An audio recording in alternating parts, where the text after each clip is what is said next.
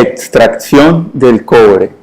Hace 10.000 años, el ser humano abandonó la edad de piedra para entrar en la edad de bronce. Entonces, la humanidad descubrió las múltiples aplicaciones de un elemento metálico de alta conductividad térmica y eléctrica, resistente a la corrosión, gran durabilidad y reciclable: el cobre.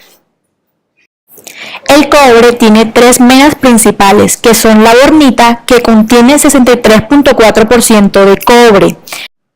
La calcosina tiene un 79.8% de cobre. La malaquita tiene un 71.9% de óxido cúprico. La calcopirita tiene un 34.5% de cobre y la cuprita un 88.8% de cobre. Alrededor del 50% del cobre mundial procede de la calcopirita y la bornita. El cobre y sus sistemas de extracción. Primero, los geólogos realizan sondeos y tomas de muestras de rocas para estudiar y establecer dónde y cómo se debe llevar a cabo el proceso de extracción.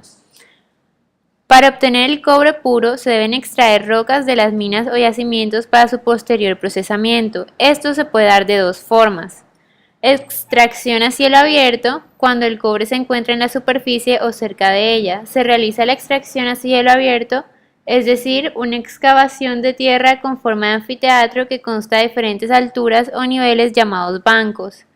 Y la segunda forma es la extracción subterránea, que se realiza excavando túneles, pozos, galerías y cámaras a diferentes profundidades para fragmentar, cargar y transportar el material desde el interior de la mina hasta la planta en la superficie.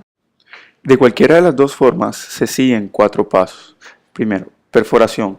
Se realizan hoyos en la tierra con una separación de 8 a 12 metros por medio de los grandes equipos electrónicos de perforación rotatoria hechos por barrenos de carburo de tungsteno de 12 cuartos de pulgada de diámetro que permiten perforar hoyos de 15 metros de longitud en 20 minutos. Dentro de estos hoyos se depositan explosivos para fragmentar los bancos.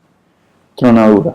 En cada agujero lleno con explosivos se coloca un detonante electrónico que se activa a control remoto y la secuencia de detonación se establece de tal forma que la roca se fragmente gradualmente de afuera hacia adentro. De esta etapa resultan rocas mineralizadas de diámetro generalmente menor a 1 metro. Carguillo. Aquí se cargan las rocas en camiones capaces de soportar varias toneladas de peso. Para esto es necesario utilizar palas eléctricas o cargadores frontales de grandes tamaños y capacidades. Transporte. Para transportar el material cargado se utilizan camiones que soportan entre 240 o 300 toneladas. De la extracción, el viaje del mineral continúa hacia el proceso de concentración, que significa separar el sulfuro del cobre del resto del material de la roca. Chancado. Se trituran los fragmentos de roca con una máquina chancadora hasta llevarlos a tamaños de 20 centímetros de diámetro en promedio. Molienda. Se reduce el tamaño del mineral mediante molinos para conseguir partículas de aproximadamente 0,18 milímetros de diámetro. El proceso de concentración se da por flotación. Aquí se sumerge el material en estanques llamados celdas de flotación y mediante reactivos se provoca burbujeo en las sustancias para separar el cobre sulfurado, que quedará adherido a las burbujas, de otros minerales de valor económico como el molibdeno, que permanecerán en el fondo del recipiente. Después, mediante filtración, se extrae el agua. Otro método para tratar el cobre es por hidrometalurgia, con el cual se obtienen cátodos de cobre en un 99% de pureza. Lixiviación. Primero se somete el mineral a una mezcla de ácido sulfúrico y agua, lo que hace que el cobre se disuelva en agua para luego ser tratado. Este proceso dura aproximadamente 45 a 60 días para minerales oxidados y 4 a 24 meses para los sulfurados. Luego se realiza la extracción por solventes, donde se separa el cobre de las impurezas por medio de un reactivo que solo extrae el cobre. Luego es pasado a una solución llamada electrolito rico. Finalmente, en el proceso de electroobtención, la solución se vacía en ánodos y cátodos, que son piscinas con placas de plomo o acero inoxidable. Estas forman un circuito que es alimentado por una corriente eléctrica continua de baja intensidad, en donde el cobre en solución es atraído por el polo negativo pegándose partícula por partícula. Después de una semana, se extrae una cosecha de cátodos de cobre con una pureza de 99.9% listos para comercializar. Lugares de extracción. La mitad de los 8 mayores yacimientos de cobre del mundo se encuentran en Chile, el primer exportador de cobre del mundo. En orden de importancia, los principales yacimientos son Mina Escondida en Chile, Codelco Norte en Antofagasta, El Teniente en Chile, Grasberg en Indonesia, Collahuasi en Chile,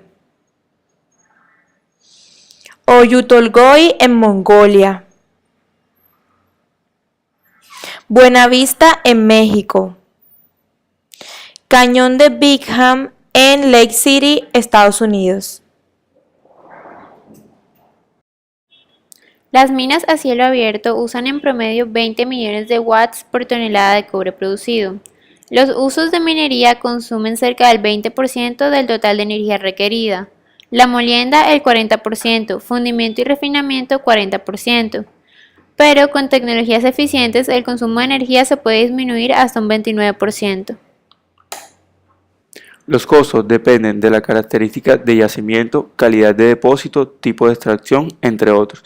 Cuando los costos de transporte son muy altos debido a las distancias de acarreo, resulta más económico la minería subterránea. Los procesos de molienda consumen del 20 al 50% de capital invertido y los gastos de extracción significan alrededor de 12% de inversión anual por tonelada de cobre. La fundición gasta de $9.000 por tonelada anual.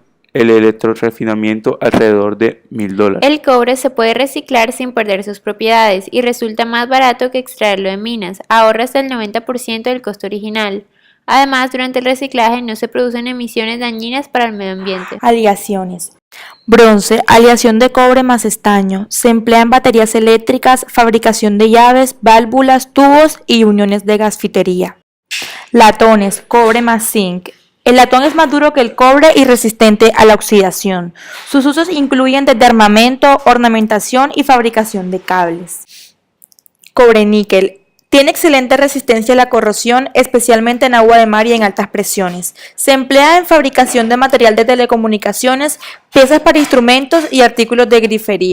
Cobre-aluminio. Se emplea en trenes de aterrizaje en aviones y en construcciones mecánicas. Cobre berilio, el cobre cromo, el cobre plata y el cobre cadmio son aleaciones débiles.